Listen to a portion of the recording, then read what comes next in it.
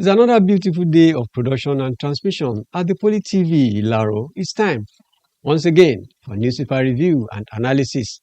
My name is Femi Afolabi and my boy is here seated in the studio, Mr. Deji Adeyemi. You're welcome. Thank you very much, Femi. How are you this morning? I'm fine. You are looking cool.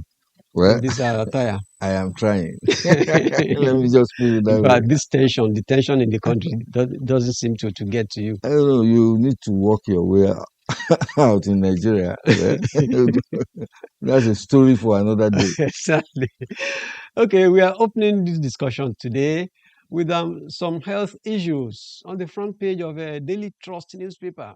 Daily Trust says meningitis killed in 4 years. It's like we're not getting it right health-wise.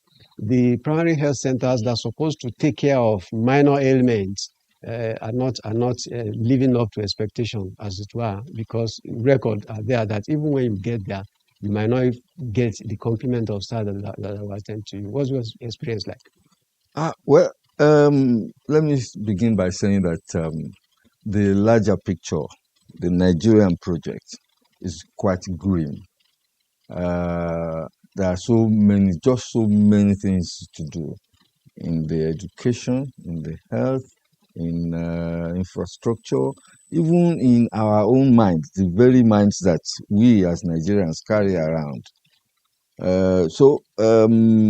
What you just seen in the health sector, the ones you just reeled out, is just one of the many. And I will say that the late Professor Olikoye Ransom Kuti, who actually initiated the primary health sector reforms, or let me put all these centers, it came during his. And of course, it is the most basic health platform available to the masses, because it's meant to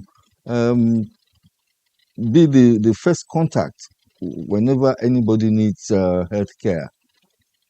In the villages, I've seen quite a lot. And as a matter of fact, there are well over 35,000 health centers in Nigeria. And unfortunately, they are not functioning. It's as simple as that. From that story, it says that there is about maybe in so many places you don't get doctors, nurses to man these places, who really then interacts with patients. Yes, it could just jolly well be the community health workers and the rest of it, but there's no how that you. In fact, I don't see any setting where you have a health facility and there is no doctor. Who do you consult? Not the nurse. Of course, the nurse's work is very prime in the whole setting. And but in the meantime, so that's why I said that the entire situation needs a really very, very deep assessment and reformation. Because come to think of it, in a system, in a country whereby 16,000 Nigerians are residents in UK, Nigerian doctors, medical practitioners, 16,000 are residents in UK, working for UK, improving their healthcare system and the rest of it. Then how do we explain this? That is why when you get to the secondary and tertiary health institutions, I'm talking about the state hospitals and the tertiary health providers, the likes of FMC and all. Yes. The bulk of the major population of patients seeking medical health are coming with for minor ailments such as malaria, cold, and all whatnot, because the primary health sector has failed. Exactly. Perhaps Nigeria health sector needs total reformation. I think so, and I really would think government should do something quickly about this. We have quite a brilliant and world-renowned Minister of Health, Professor Pate, But of course, we are not talking academics now. We are talking about, are people getting drugs, Panadol, and oh, sorry, I said Panadol, analgesics, and the rest of them? Are they being attended to at the grassroots? If that is not being done, look at meningitis. Meningitis has always been with us for ages. If in a situation where um, there are health researchers and the rest of it, I think meningitis is peculiar to Africa, or if not to some parts of Nigeria here. Talking about meningitis, I want to go back to the front page of the Daily Times, Daily Trust, which says meningitis kills 33 children in Sokoto. If you interrogate it, you might find out that this is not primarily about the failure of the primary health care service there. It has more to do with the culture of those people and the belief in the orthodox health system. Yes, you are right about that. You are very right. Some of our people, out of ignorance and so many other things, poverty and the rest of it, to even access healthcare provided by government becomes a problem. What I mean is that they already have a mindset that injections should not be taken, maybe for religious reasons. But in the meantime, so it's a total thing. Government itself needs to do a lot of promotions, a lot of promotions and enlightenment for the masses of the people. Okay, still talking about health, another worrying incident, the front page of a Punch newspaper, at the footnote, there's this story, public behavior, as it were, how you have to conduct yourself, even in the public, even in your house. And this paper is saying another virus coming, hantavirus. Yeah, it's a pity. And this virus thing actually was discovered on a cruise ship somewhere in Europe, and some people are already dying. It's a virus, and I just hope that they do not allow the virus to come down here like the COVID one. The first COVID victim in Nigeria was an Italian who was discovered somewhere around the what's it called now? Italy and the rest of it. So what I'm getting at is that we just pray that they are able to checkmate the virus in Europe before it gets here. Because here, look at people are dying because of ailments that are just very treatable. Well, I hope those saddled with responsibility in the Ministry of Health and, as it were, are doing the needful. I am very sure they are on top of what we are talking about, because a few weeks ago we talked about the outbreak of the discovery of another stream of COVID-19 in Cross River State, and up to now there hasn't been any information. I think it has been curtailed. So yes, let's just hope that I think government is on top of it. Let's leave health alone and go to 2027 politics now. The front page of a Punch newspaper, Amopiton security concern, opposite public education is may likely threaten or mad the outcome of a 2027 election, next year's election. And opposition already kicking that don't, because of what Amopiton said, try to deploy troops. The problem of internal security and curtailment should be limited to police. They don't want soldiers on the street for the election. Well, the fact remains that what the INEC chairman has said is quite it's just there, right on our faces, in the sense that with the spate of insecurity, attacks, and all the rest of it that we are having, I don't know how how they will set up polling booths in those villages that had already been cleared by bandits and terrorists. Who is even going to go there to come up with? So, in a manner or the other, his fears are just there for us to see. The military or the government will still need to do quite a lot between now and election time. At least bring down those things, because the terrorists, they know that election, we are preparing for elections. Because of course they are not outside of this country, so, and they have their phones. So it is just for them to, okay, and we will show them. Because I don't know, we will need to do something about it, because where do you vote when there is a crisis? You cannot. There is no way. Well, something related to that is on the front page of a Vanguard newspaper, and Vanguard is saying worsening economic situation, the social economic situation in Nigeria is not even very comfortable for everybody. They're saying insecurity and poverty is pushing people to their brink.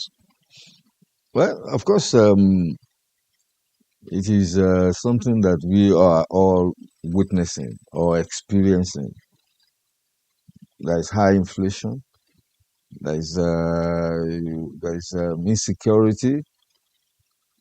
People, NASU and SANU are on strike now. That's education, and we have talked about 3 major pillars of governance. So what we find out is that the income of the people will be depleted. What you buy for 5 naira yesterday, you are buying for 15 naira today. So NLC, I probably will say they are doing their work, and it is important because they need to let people and government be aware of the status quo of the situation, as it were. So, but in the meantime, it is just that we all would need to work for Nigeria, both those who are governing us and the rest of us, because if not, the thing is just like a circle. It comes back to you. You don't have lights in your house. And then, of course, it's not just you. Everybody is going round the circle. So I want to believe that we will just have to urge the those in government to work for Nigeria, to do things, and it's something, it's visible. If people are enjoying themselves, you go to the market and you buy things, you will know that okay, these things we bought it 10 naira yesterday, but today is 50 kobo, and you start knowing, and you want to work for Nigeria too, but not when you are facing all these battles of inflation, insecurity, and the rest of it. Well, maybe as an answer or a maintenance of a statement policy from the part of government, the Guardian this morning, a minor report on the front page of Guardian says presidency will not CSOs by labor and everybody that inflation is biting harder. The cost of living is not very palatable for Nigeria. But president is saying it's not going to bring back subsidy again. But if government is not bringing back subsidy, what are palliatives for?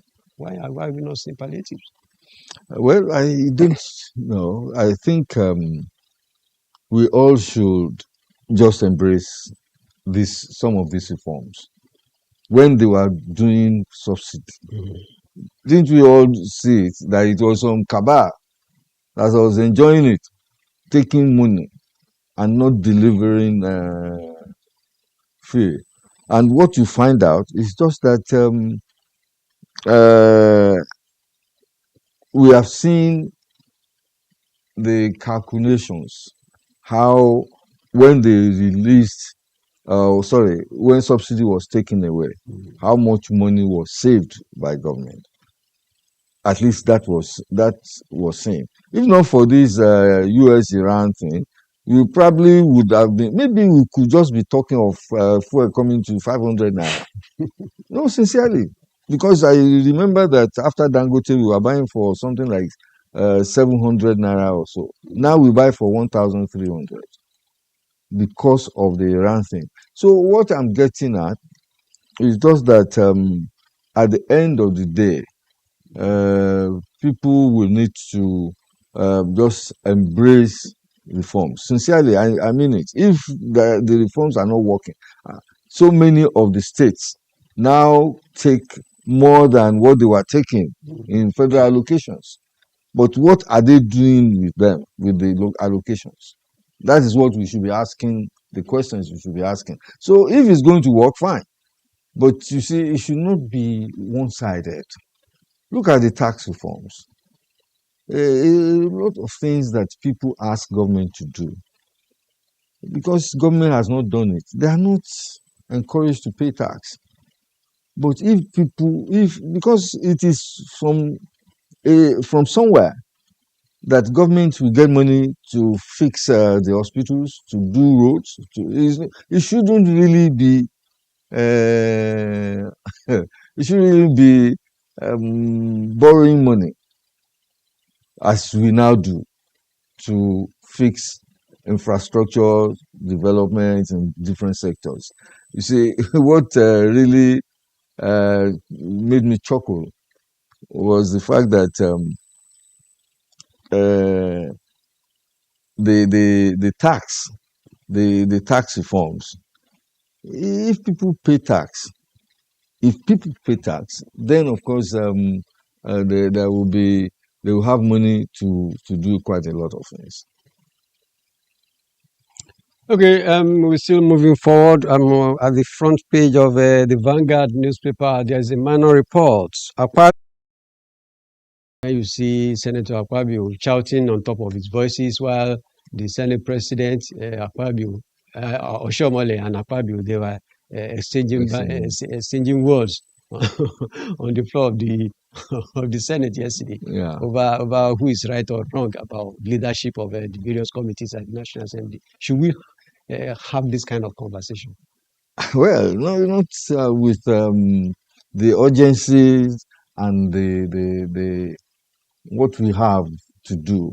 It's just not. It shouldn't be an issue of national importance that now takes over the news, takes over the airways, rather. But in the meantime, what Oshiomhole was saying was that the new law that's being proposed, of course, the standing rules in the National Assembly, that if you want to be president of the Senate, you must be, maybe 2 terms senator. You have to be ranked and all the rest of it. Yes, there's wisdom in the fact that you know the rules and regulations, you know how to go about it, and you only get it by experience.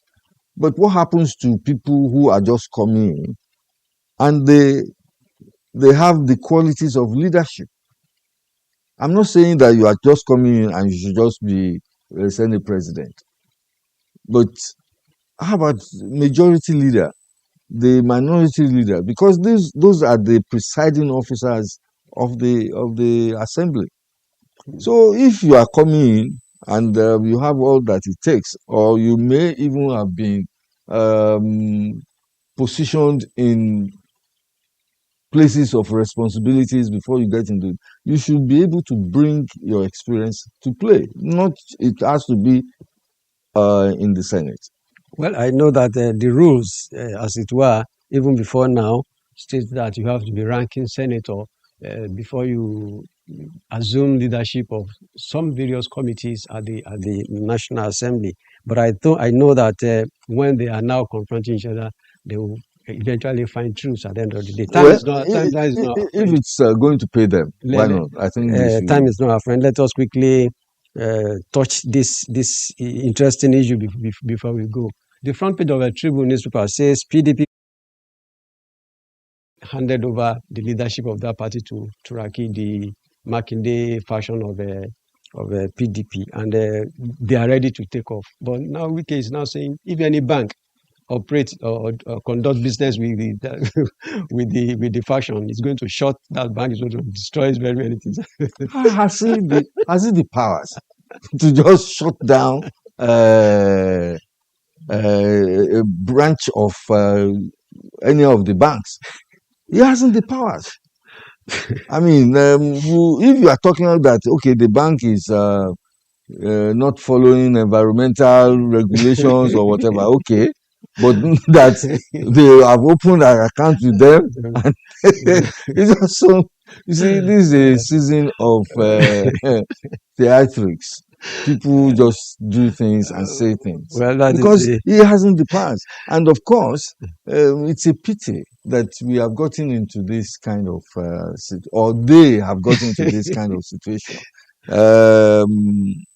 Yesterday, we read that Makinde may be moving this today, and of course, he has had his own anointing